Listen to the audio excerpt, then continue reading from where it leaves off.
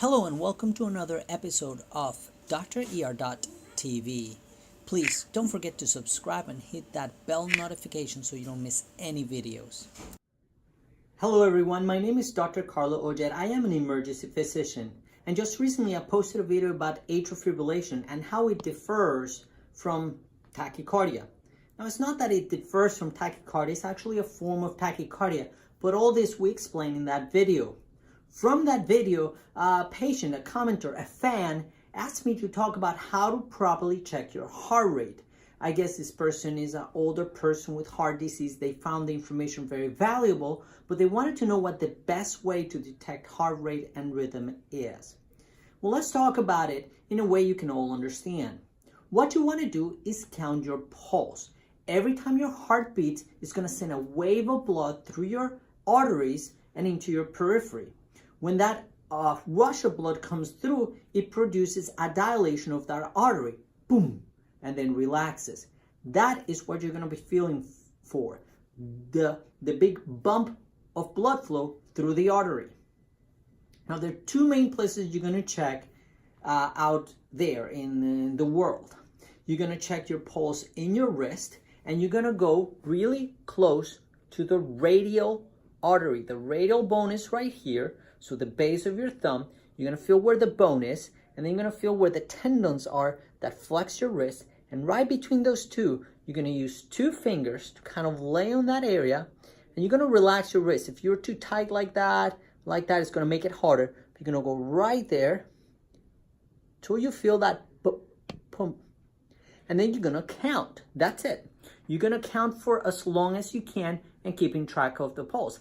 Ideally, you want to track or count your pulse over 1 minute to be most accurate. And maybe even if you have any doubt, count it again and then average the two.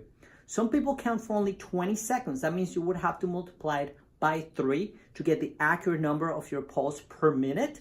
But doing this will increase your error by 3. So if you count too fast and you count 22 times instead of your real pulse, which was 19, you multiply by 3, your pulse will be 3 times 2, which was your error, 6 times higher than it should be. Now, in most occasions, this should be fine because your pulse is relatively normal. But when your pulse is really slow, then the error goes bigger. And if it's really fast, it's really hard to count that fast for that long. And this is why there are devices to measure your pulse. Now, we're going to talk about that in just a second. But first, let's talk about the second place where you should be checking for your pulse. Now, for most people, you can check your carotid pulse. And I say most people, some people, you're not going to want to try to push on the neck or around the carotid too hard. But it's the carotid artery. So right here, you're going to go right next to the Adam's apple or your hyoid right here, hyoid, thyroid gland or thyroid duct. And then you're going to go drop your fingers to the side before it gets to the muscle area of your neck. So from the sternocleidomastoid here, the muscle here goes down. So right before that, but also next to the trachea. And somewhere in there, you're going to feel that pulse. And the reason I said not to push too hard, and some people even avoid it, older people, history of cardiovascular disease, might have plaque on their carotid. And pushing on it or messing with too hard can disrupt that plaque and make potentially a clot of that plaque go off into the circulation, possibly causing a stroke. But if you're very gentle about it, there's no big problem. In medical terms, we don't want to do carotid massages. We do that in people with very elevated heart rate. We want to provoke a vasovagal episode in which the heart rate drops in response to carotid pressure. But we generally don't do this unless we listen with the stethoscope first, make sure there's no thrill. A thrill would indicate a highly turbulent arterial flow. Therefore, you would try to avoid that artery in terms of massaging that carotid. And then, of course, you're going to use the femoral pulse. The femoral pulse is right in the fold of your groin, and you're going to feel it right there. I'm going to show a picture, and then that's the third place you can feel a pulse. Now, if this is a patient who's passed out on the ground, the pulses are different, or the strength of the pulse is different. So some people check the carotid, they check the radial. So the radial, you'll need the most strong pulse to be able to feel it. So if you don't feel it there, you go to the carotid. You're not sure if it's there, you feel femoral, because you can still feel a femoral pulse with a lower blood pressure. You have to feel a stronger pulse in the carotid and much stronger in the wrist. So you would try the wrist, you would try the neck, you would try the femoral in that order if there's a problem with low blood pressure. Now the problem with this is that we're only checking for the speed of your pulse, how fast, how slow.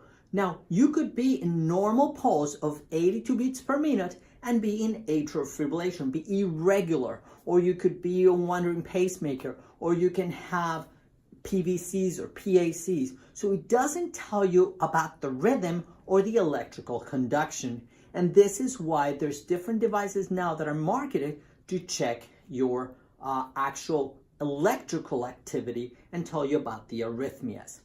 But it's not a bad idea. If all you want to do is monitor your heart rate, then anything like a Fitbit or those cardiac monitors that are pretty economic, it would tell you your rate. And the nice thing is, like wearing a Holter monitor, it would just tell you how fast you were during sleep, how fast you were during exercise, and it will give you a nice pattern over time of how you're doing in terms of rate, how fast you're at. But if you want to monitor your electrical activity, then you actually need better devices that can actually check the electrical conduction. And for this, supposedly the Apple Watch, and I just read a recent article about that, they did a big study on how good it was at tracking normal population and seeing, and it actually was able to detect a fair amount of people who would go into atrial fibrillation during sleep, times where they weren't aware, and they didn't even know that they were going. So this is actually a good thing because it's sensing people before they have a real problem. So if they picks up on the arrhythmia is confirmed, then we, the doctors, can act on it and start the patient on beta blockers or arrhythmia monitors or blood thinners, etc. The problem is the Apple Watch is not really an FDA approved device specific for heart rhythm. Although it's supposedly good, it's not FDA approved for that. It might be in the near future. I might be wrong about that. But I actually found a FDA approved monitor that can also attach to your phone or even to your Apple Watch. So it's called Cardia, and it's basically two sensing plates that you put tape it to the back of your phone. And if you feel like your heart's going, like mine's a little bit right now, you put your 2 fingers on it and it'll detect your rate, and it will also detect your rhythm. And it's actually like it'll detect other arrhythmias, not just atrial fibrillation. The software is designed to save that information, then you can share it, email it if you have that kind of capability to your primary doctor or doctor friend or nurse, ask for advice and things like that. And the Cardia now put out a band for the Apple phone. So even though the Apple phone is supposed to detect the arrhythmia, this Cardia band actually has sensors in the band itself, therefore being more sensitive. And because it has its own proprietary software to analyze by AI, artificial intelligence, the rhythm, then it can tell you whether or not you're in atrial fibrillation or not, how fast you are or not. Now, the actual recommendation of whether or not you should see your doctor, that's a whole different video, a whole different conversation. So if you're not into smart watches and things like that, then the Cardia that you can sync to an iPad or device or even to your computer, I'm not sure if it does that or not, but that would be the lowest entry level. If I had an Apple Watch, which I don't, then and it had problems with arrhythmias, I probably would purchase the Cardia band because it would detect it. It would be FDA approved. It would be the reason why I'm doing it. If you're just kind of like interested in what your heart rate is over time during your sleep, then pretty much any cardiac monitor would do for rate information.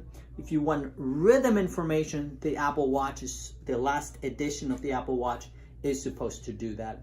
So what we learned today in this video is how to check your pulse, and we talk about the radial, carotid, femoral approaches, how long you should count for. The longer the better. Even counting for 2 minutes and dividing by 2 will decrease your error of the counting. The important information for me as a physician is how fast you were and whether it felt regular or irregular. But sometimes you can have a normal rate and be irregular. So information about that is much harder for the lay person, and having a device that can not only record your rate, but also your rhythm would be highly valuable to the emergency physician, cardiologist, primary care doctor. So not to do any endorsement on any particular product, you can check those devices with the links below, and it'll be out of Amazon or something like that, and you can make your own decision whether that's appropriate for you.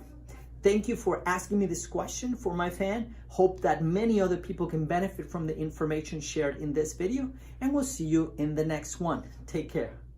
Thank you very much for watching, and for other videos go to www.drer.tv.